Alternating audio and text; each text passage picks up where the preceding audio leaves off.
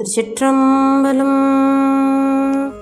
தென்னாடுடைய சிவனே போற்றி, எந்நாட்டவர்க்கும் இறைவா போற்றி, காவாய் கனகத்திரளே போற்றி, கைலை மலையானே போற்றி போற்றி.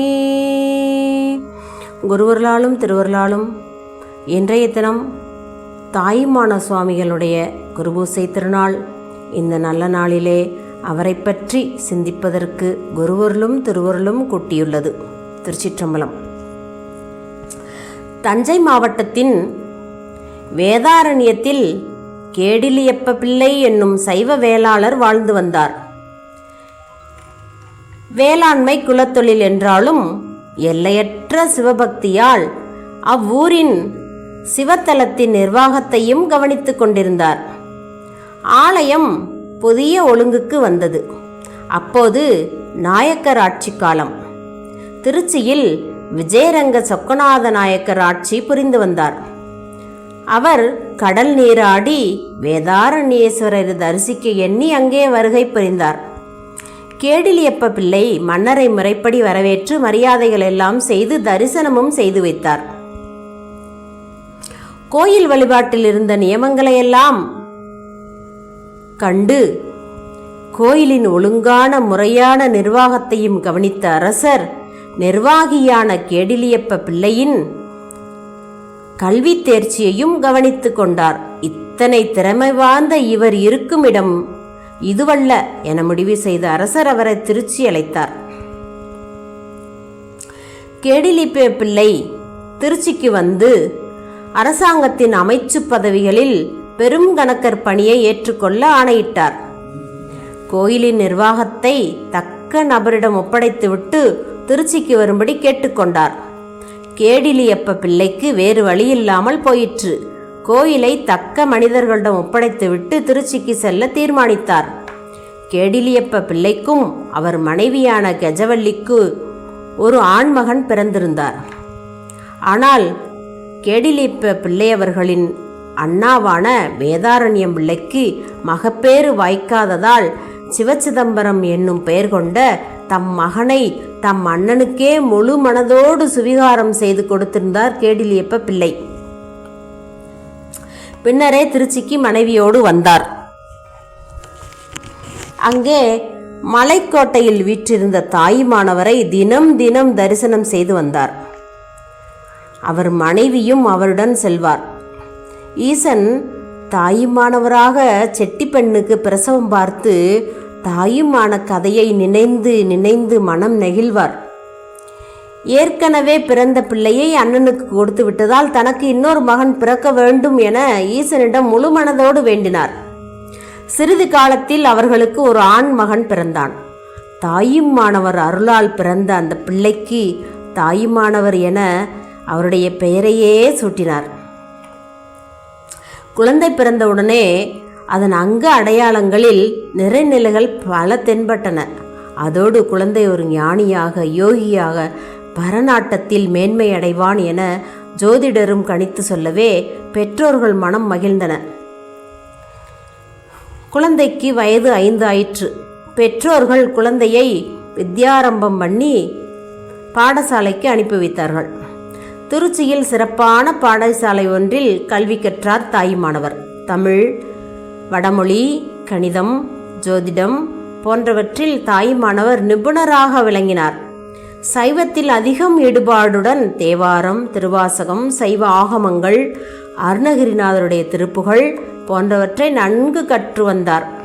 தினம் மலைக்கோட்டையில் மலையேறி தாயுமானவரான சிவபெருமானை தரிசனம் செய்துவிட்டு பின்னர் திருவானைக்கா சென்று அகிலாண்ட நாயகியை வழிபடுவதை தன் நியம கர்மமாக வைத்திருந்தார் தாயுமானவர். ஒரு நாள் மலைக்கோட்டை தரிசனம் முடித்து கீழே இறங்கி கொண்டிருந்தவரை வழியில் ஒரு முனிவர் கண்டார். அவரை பார்த்ததுமே உடலும் உள்ளமும் அவர் பால் ஈர்த்தது தாயுமானவருக்கு. அவருடைய கால்களில் விழுந்து வணங்கினார். அதிகம் பேசாமல் மௌனமாக இருந்ததால் மௌன குரு என அழைக்கப்பட்டு வந்தார் அந்த முனிவர். அவருடைய வாய் நின்று எப்போதாயினும் அபூர்வமாகவே சொற்கள் வெளிவரும். மேலும் அவர் திருமூலர் மரபில் வந்தவராகவும் கூறுகின்றனர். அதை ஒட்டியே தாயுமானவர் தம் பாடல்களில் மூலன் மரபில் வரும் மௌனகுருவே என்று போற்றி இருப்பதாகவும் தெரிய வருகிறது. தாயுமானவர் அவரை தம் குருவாக ஏற்றுக்கொண்டு அவருக்கு ஆட்பட்டார். குருவால் ஆட்கொள்ளப்பட்ட தாயுமானவர் ஆன்ம சாதனங்களில் வெகு விரைவில் முன்னேற்றம் அடைந்தார். ஆச்சாரியருக்கு பக்தி பூர்வமாக பணிவிடைகள் புரிந்தாள்.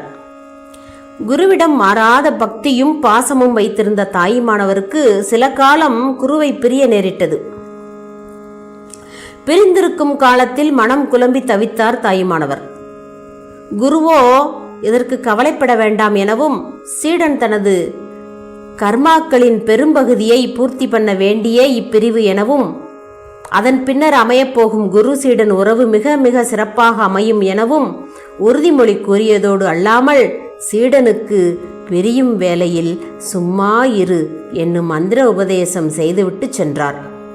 அன்றிலிருந்து அதையே பீஜ மந்திரமாக கொண்ட தாயுமானவ சுவாமிகள் தம் அனைத்து பாடல்களையும் இந்த உபதேச மொழியை முக்கிய கருத்தாக அமைத்திருப்பது தாயுமானவரின் பாடல்களுக்கு பொருளுணர்ந்து பாடுவோருக்கு நன்கு விளங்கும். இவ்வுலகத்தின் பந்த பாசங்களில் அகப்படாமல் இருக்க வேண்டி எந்நாளும் இறைவனை பிரார்த்தித்து பற்றற்ற வாழ்க்கை வாழ விரும்பிய தாயுமானவரை அவரின் பெற்றோர்கள் திருமண கோலத்தில் காண விரும்பினார்கள். தாய் தந்தையரின் விருப்பத்தை தட்ட முடியாத தாயுமானவர் மட்டுவார் குழலி என்னும் பெயருடைய பெண்ணை திருமணம் செய்து கொண்டார். இல்லறம் மேற்கொண்ட பிறகு அதற்குரிய கடமைகளை செவ்வனே நிறைவேற்றுவதே தர்மம் என புரிந்த தாயுமானவர் மனைவியோடு அறவழியில் இல்லறத்தை நடத்தி கனகசபாபதி என்னும் பெயருடைய ஆண்மகவு ஒன்றையும் பெற்றெடுத்தார். ஆனால் குழந்தை பிறந்த சில காலத்திலேயே தாயுமானவர் மனைவி மட்டுவார் குழலியம்மை காலமானார்கள். தாயுமானவர் வேறொரு திருமணம் செய்து கொள்ளாத நிலையில் அவரின் மகனை வளர்க்கும் பொறுப்பை தாயுமானவரின் தமையனார் சிவசிதம்பரமும் அவரின் மனைவியையும் ஏற்றுக்கொண்டார்கள். அத்தோடு ஆன்ம சாதனைக்கு தடை என நினைத்த தாயுமானவர் இல்லற வாழ்க்கைக்கும் ஒரு முடிவுக்கு வந்தது. இதனிடையே தாயுமானவரின் தந்தையர் கேடிலியப்ப பிள்ளையும் மரணமடையவே திருச்சி அரசு மீகாமனில்லாத கப்பல் போல திண்டாடியது. அரசர் தாயுமானவரே இந்த மாபெரும் பொறுப்பை ஏற்க வல்லவர் என்று உணர்ந்து அவரை அழைத்து தகப்பனாரின் பதவியில் தாயுமானவர் அமர்ந்து அரசருக்கும் அரசாட்சிக்கும் உதவும்படி கேட்டுக்கொண்டார். தந்தை மூலம் இந்த விஷயங்களில் ஓரளவு பயிற்சியும் பெற்றிருந்த தாயுமானவர் அரசரின் சொல்லை தட்ட முடியாமல் பொறுப்பை ஏற்றார். வெகு விரைவில் இதில் திறமை பெற்றவராகி தன் கடமையை திறம்பட நிறைவேற்ற ஆரம்பித்தார். நாளடைவில் மன்னனும் மடிய அவன் மனைவியான ராணி மீனாட்சி பட்டத்தை ஏற்றாள். ராணி மீனாட்சிக்கு தாயுமானவரின் இளமையும் தேஜஸும் கண்டு மனம் பேதலித்தது. ஆனாலும் வெளிப்படையாக சொல்லாமல் தக்க தருணத்திற்கு காத்திருந்தாள். ஒரு நாள் அரசாங்க வேலைகளில் பனை ஓலைகளில் குறிப்பெடுத்து வைத்து சரிபார்த்து கொண்டிருந்த தாயுமானவர் திடீரென்று முக்கியமான குறிப்புகளுக்குள்ளே ஒரு ஓலையை கையில் வைத்திருந்தார். அதை கசக்கி தூர எறிந்தார். இதை கவனித்த ராணி மீனாட்சி காரணம் கேட்க அப்போதே தான் செய்த தவறை புரிந்து கொண்ட தாயுமானவர் திருவானைக்காவில் அகிலாண்டேஸ்வரின் சேலையில் தீப்பற்றி கொண்டதாகவும் அதை தாம் அணைத்ததாகவும் கூறினார். இதை நம்பாத ராணி மீனாட்சி கோயிலுக்கு சென்று உண்மையை அறிந்து வரச் செய்தாள். உண்மையில் அப்படி ஒரு நிகழ்ச்சி நடந்திருப்பது குறித்து தெரிந்ததும் ராணிக்கு இவர் எவ்வளவு பெரிய மகான் என்பதும் புரிந்தது. தாயுமானவருக்கும் அரசல் புரசலாக ராணியின் தகாத ஆசை தெரிந்திருந்ததால் தாம் பதவியை விட்டு விலகுவதே சரி என்றும் உடனே தீர்மானித்து விட்டார். உடனே அரசியிடம் தான் மனம் இவ்வுலக வாழ்வை நாடவில்லை என்றும் தன் போக்கில் செல்ல தன்னை அனுமதிக்குமாறும் கூறி அரசு பதவியை விட்டு விலகிவிட்டார்.